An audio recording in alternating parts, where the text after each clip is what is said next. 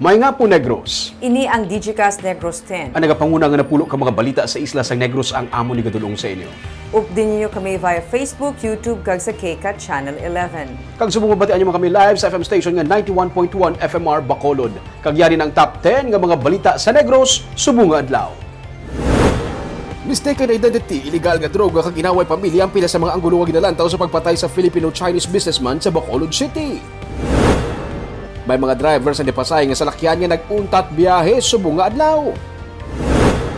Landslide area sa Sitio Tambara, Barangay San Fernando sa Talisay City, mas taglala na gidbangod sa pag-ulan. Mga empleyado sa department store ginpagwa matapos magpuog ang aso sa baligyaan. Kag sa Good Vibes, anay mekaniko nanging car dealer, karon may car booth surprise business pa. Inatanan sa Digicast Negros 10. Sa number 10,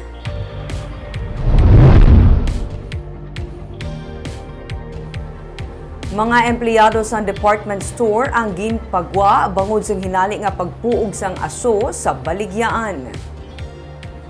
Hinali na lang nga nagpanimaho kag nagpuog ang aso sa sulod sa nga Novo nga department store sa Dalan Araneta sa Bacolod kay Inasang Udto. Tanan nga mga empleyado sa baligyaan ginpagwa. Hinali na lang kuno nga nag-igrab ang breaker sang baligyaan kag maayo lang kanihingagaw sang ilang nga gwardya nga ma-applyan ini sang fire extinguisher. Ang building kung sa diin ini nahamtang ang nagpatayman anay sang supply sang kuryente. Ang mga tenants ginpagwa. Dugay-dugay, nag-inabot ang mga bumbero. Ginlantaw anay ang sitwasyon sa sulod kung bala safe na para makabalik trabaho ang tanan. Ang masiguro nga hindi na delikado liwat nga ginpabalik ang mga tenants kag ginbalik ang power supply sa building.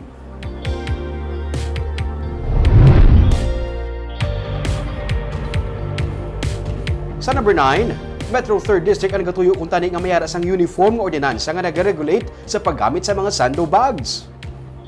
Sini lamang ginsakdag ang isa ka pagsinapol sa mga tiglawas gikan sa mga banwa kag syudad sang 3rd District kaupod ang Provincial Environment Management Office kag Social Action Center sa Bacolod Diocese, Pangas. Sunod sa kay Sheila Joan Bautista, ang Provincial Solid Waste Management Focal Person sa 31 ka mga LGU sa Negros Occidental, walo diri ang may plastic ordinance sa 8. Ang duha, Talisay kag Ibi Magalona, nga yara sa 3rd District. Ginhaylo sa probinsya ang mga LGU nga magpagwa sang ilatag sa ka-plastic ordinance sa Anto-San Republic Act 9003 o kunang Solid Waste Management Act kung sa diin ang paggamit sa plastic ang gina-discourage. Patag ni Bautista, luyag anay nila nga magsugod sa magagmay nga tikang pero sigurado nga mapatuman. Ganituyo nila nga unahon ang uniform nga pag-regulate sa mga sando bags. Amat-amaton nga ipatuman ang mga tikang sunod sa kay Bautista kag tutukan ang pagduso sa paggamit sa mga alternative kasubong sa mga eco bag kag net bags. Ini ang panugod pa lamang.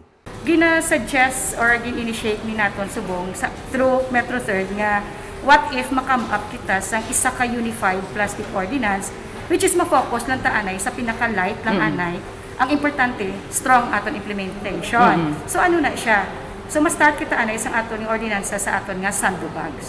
So we are planning, the Metro 3rd, partnering sa aton sa province, sa Solid Waste Management Board, we are planning to come up a resolution nga regulating the use of sando bags. Hindi matakadali-dali silingan no sando bags. Ma-regulate anay kita. So sa subong ma'am, nag-initial meeting kami sa June 13.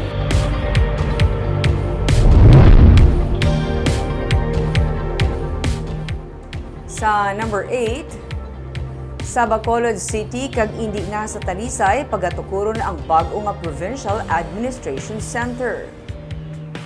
Ini ang ginpahayag ni Negros Occidental Governor Eugenio Jose Lacson matapos ginpabutyag sa contractor nga Dynamic Builders and Construction Company nga hindi sila luyag magpaidalom pa sa rebidding.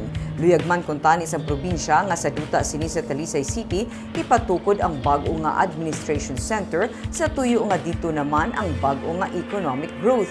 Ugaling, bangod nga may pagkambyo sa plano, kinahanglan dapat nga mapatuman ang rebidding. Suno kay Lacson, naghatag na siya sang go signal sa contractor nga sugdan na ang proyekto proyekto sa Dalan Aguinaldo sa Bacolod nga na-delay sa mga 3 na katuig. Malapit sa 1 ka bilyon ka pesos ang balor sang proyekto. Ginapaabot ang adjustment sa bili pero ini ang ginapatod pa. Ang problema sa trapiko isa ka pagpanghangkat nga ginapaabot masolusyonan. Talisay City. No, we will not anymore transfer to Tanisay. We will just have to maybe study what we can do with that property. That will also create economic activities in that area in Talisay. So saan ko na gold mo sugod? I already signed that instruction, so they should start. So we will be monitoring them every month. Anong timeline na gold? Ilang years na? I understand 3 years. Sa number 7,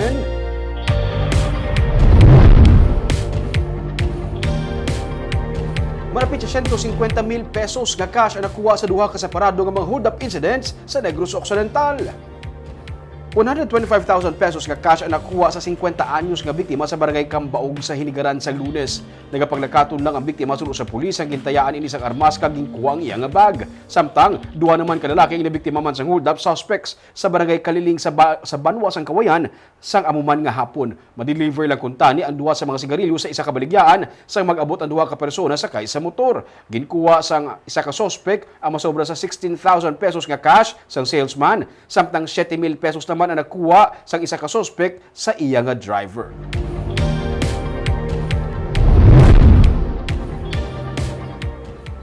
Sa number 6, 7 ang pilason sa aksidente sa dalanon sa Baguio City.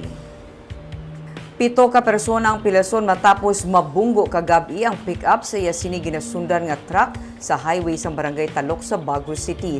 Sa investigasyon sang Baguio PNP, nagadalagan gikan sur padulong norte nga bahin sang dalan ang truck nga kargado sang bugas kag maliko na kuntani pawala. Dito na nagbunggo ang nagasunod nga pick-up sa likod sang truck. Sunod sa PNP, ginalegar sa mga pasahero nga wala sang signal light ang truck, gani wala nila madeparahan nga maliko ini pawala. Detained karon ang driver sang truck, wala naman sang seryoso nga nasamaran sa mga sakay sang pick-up sunod sa PNP.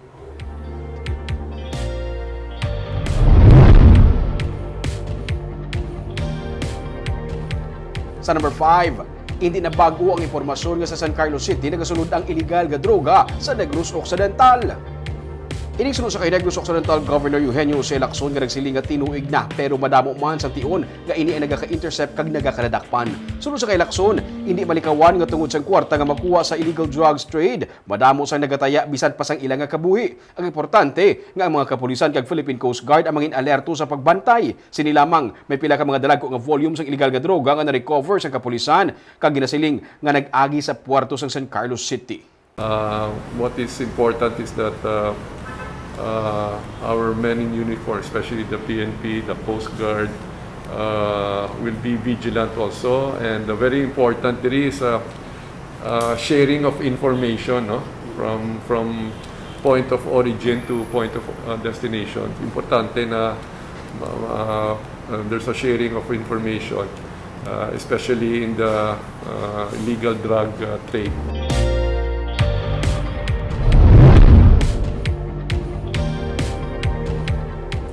Sa number 4, konsehal sa Moises Padilla nga may warrant of arrest sa kaso nga rape nagsungka.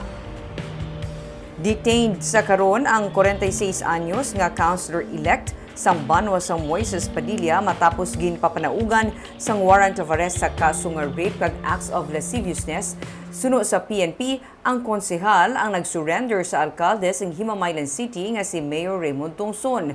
Ang konsehal ang may kaso nga rape kag 5 counts sang acts of lasciviousness. Ginakabig man siya nga number 28 most wanted person sa Negros Occidental.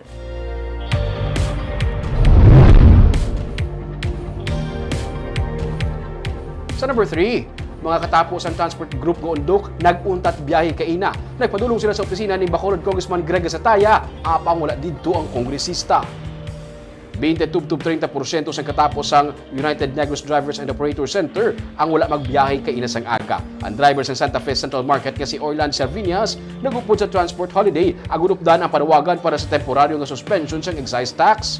Pagpatuman sang 6% value-added tax sa baylo nga 12% VAT sa produkto petrolyo, kagang extension sang provisional authority para makabiyahe ang ilang mga traditional nga jeep. Upod sa pila ka mga miyembro sa undok, nagpadulong sila sa kay Congressional Office para magsugilanon kung tani kay Congressman Greg Sataya, pero wala makatambong sa meeting ang kongresista. Sunod sa kay Diego Malacad, Secretary General sa undok, luyag man lang kung tani nila nga mabuligan sila sa mga kongresista sa probinsya, agud mapalabot sa national government ang ilang mga panawagan, ilabi na ang pag-defer sang Jeepney Modernization Program karon nga nagapadayon ang krisis sa produkto petrolyo. I-sacrifice lang gamay kay para man sa transport sector mo. Hindi na tayo mangayon sa Lone District eh.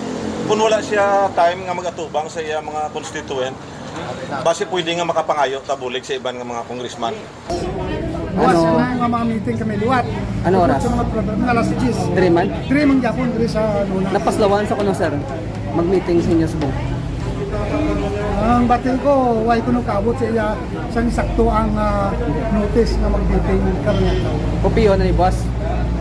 Ate, I think he should be gentleman enough.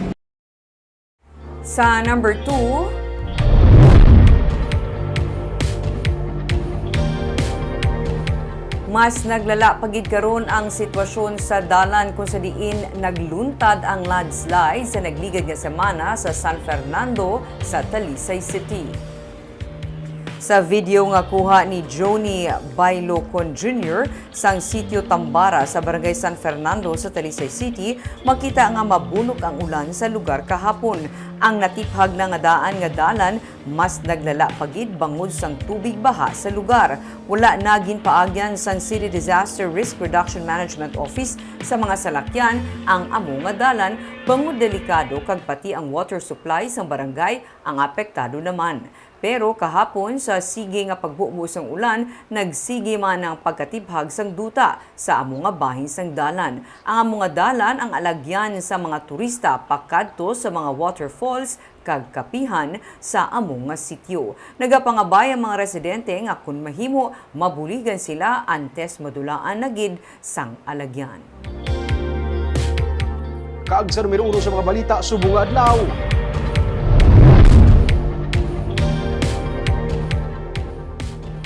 Mistaken identity, illegal nga droga kag away pamilya. Ini ang pinalamang sa mga anggulo nga ginalantaw sa karon sang PNP angot sa kamatayon sang anak sa negosyante nga si John C. Kung ibase sa CCTV footage, isa lang ka persona ang gunman nga sakay sa motorsiklo. Yaring report. Wala gin-finishing sang gunman ang negosyante nga si Jeffrey Kingsing kung ibase sa statement sang witness nga naistorya sang PNP. Sunod sa hepe sa Bacolod Police Station 2 nga si Captain Vincent Paul Pendon, ginlantaw lang sa sospek kung bala patay na ang biktima. Kung ibase man kuno sa CCTV footage, isa lang ang nakita ng motorcycle rider nga nagpalapit sa salakyan sa biktima. Sa driver's seat siya nagtupad sa nagpondo ang SUV sa biktima sa may corner sang DS Aquino Drive kag Lacson Street. Ang gunman nagalin sa right lane, sa right side sang right lane. Nagalin sa di sa right side, nagmaniobra di sa kay nakapundo ang SUV, nagmaniobra sa kag nagpundo sa kilid sa left side sang driver. Bali dire. Suno sa investigasyon nato no, sa atong investigador, ang trajectory sang bala halin sa likod sa bintana sang driver side, sa likod sang driver side. So, kung nantaw naton sa relo, 7 o'clock ang trajectory. Kung diri ang biktima, ang trajectory rin sa likod, gin shoot ang aton nga biktima. Mistaken identity, illegal nga droga, kag away sa pamilya ang ginalantaw nga mga anggulo sang PNP sa pagpatay sa kay Kingsing. Dugang panipendon, posible nga nasalaan lang ang biktima. May nakahatag sang impormasyon sa PNP nga may kahilabtanan sa illegal nga droga ang napatay, pero ang ining impormasyon ang usisaon pa sa pulis kung matuod gid man. Nakapablatter sa Police Station 3 sang 2009 ang amay sa biktima nga si John C. kontra sa iya nga hinablos nga nagkuha sang pila nila ka mga pagkabutang kag propiedad pareho sa mga salakyan, genset, tools kag iban pa nga mga bagay nga nagabalor tanan sang 54 milyones pesos. Initanan sa karon ginausisa sang pulis. Nabutang sa blatter report ang in behalf kay Mr. John Keng Seng C, which is the father of Mr. Jeffrey Keng Seng, nagareklamo sa isa ka membro sa pamilya, which is to specify nephew ni Mr. Jan C, nga may mga property or may mga gamit sa warehouse nila nga nadula, and ga-amount sa isa ka blatter nag-amount sa 9 million pesos and 45 million pesos. So makita niyo sa hindi ko maisa-isa, no, pero to discuss some mga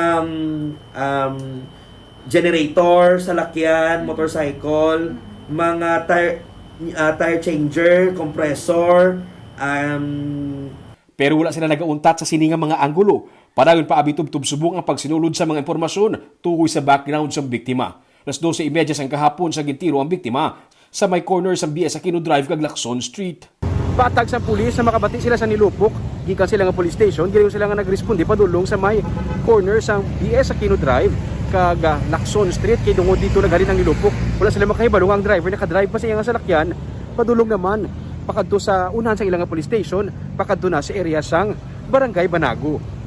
Matapos matiruhan ng biktima, nakamaneho pa ini kay nakatabok sa Lacson Street padulong sa Police Station 2. Sa unahan sa police station, may bakante nga lote, didto nagrekta ang salakyan sa biktima. May 5 ka mga deformed cartridge cases sa crime scene pero sa inisyal nga investigasyon sa pulis, may 4 ka igo sa bala sa lawas ang biktima.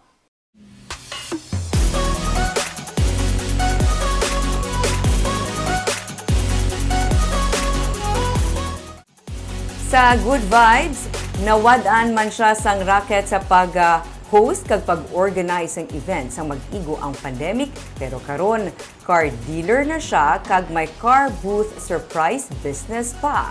May report si Nico Delfin. Nauntat ang pag-host, pag-decorate kag pag-organize ng event sang 29 anyos nga si Reginald Labayen tugas ang COVID-19 pandemic. Gani pating iya mga utod nga kaupod niya man sa negosyo ang nadulaan man sang dugang nga palangabuhian. Pero bisa nag-lockdown, nag-trending naman ang mga car booth surprise business. Iya inigin amat-amat suguran. Tub-tub nga nakabangon man pating catering service ang iya manghod, kag lights and sound system sang iya magulang. Siguro 3 days lang wala pa Hawaii. So, then I'm excited more sining June, July kati ari gani ran sinambal nila June Bride and going bar months. I'm really excited kay subong pa lang gadamo nagid pa book. Car dealer ang trabaho karon ni Reginald. Kag iya ginatahi-tahi ang iya mga schedule sa events. Karon nga amat-amat naman nagabangon ang events industry sa epekto sang pandemic. Kung why not i-offer ko na lang be at the same time sa salakyan at the same time mga akon nga events. So that's it. Car sale ka pa? Yes, at the same time. If there are inquiries, pwede nila ma-check. So, 2 in 1. Wow, kung may just in case may mabakal, mas, di ba, imagine. Pero nakahibalo bala kamo nga anay mekaniko sa isa ka car showroom si Reginald. Duwa man siya katuig nga nagakuti sa mga salakyan hasta na nga natagaan sang oportunidad nga magbaligya sang mga salakyan sa ginobrahan nga kasa. Ako nag-organize sa ilang Christmas party at the same time ako na nag-host. From there, nakita ko sang isa sa mga utod sang tag-iya. And then he approached me nga since I'm an automotive graduate, kag I'm mekaniko dati, kag service advisor sa Mitsubishi. So why not be, no? That's an opportunity nga hindi mo pwede mapalampas. So ang pag-decorate kag mga salakyan ang hilig ni Reginald. Wala siya mag-surrender sa among nga trabaho. Bisan pandemic, bangod ining nagahatag kalipay, ilabi na sa iya kag sa iya mga kliyente. Basta passion mo bing isa ka bagay, eventually ma-enjoy mo. Miski wala income, ang bilang thought nga ala ka namin sa akong decor, ang sense of fulfillment. Nico Delfin para sa DigiCast Negros. Bab sa panahon subong hindi pwedeng isa lang trabaho mo, no? Dapat damo na. Damo sa source of income. Discarding Pinoy. Kagkarabi mo ng car booth surprise na lingaw ko na ulit sa mga video. Homing, no? Kada mo giga ka surprise. Kung gilibion nga mga tigulang, at least surprise. Kagabi itong mga balita sa Negros subong nga adlaw. Kay man sa panahon karon importante nga may ihibalo ka sa nagakatabo sa imo nga palibot. Kung dapat balanse kag eksakto ang mga impormasyon. Padaan kami nga magapangalagad sa Negrosanon. Ako si Barbara Mijares. Tubtub sa buwas, ako naman si Romeo Subaldo, mayong hapon.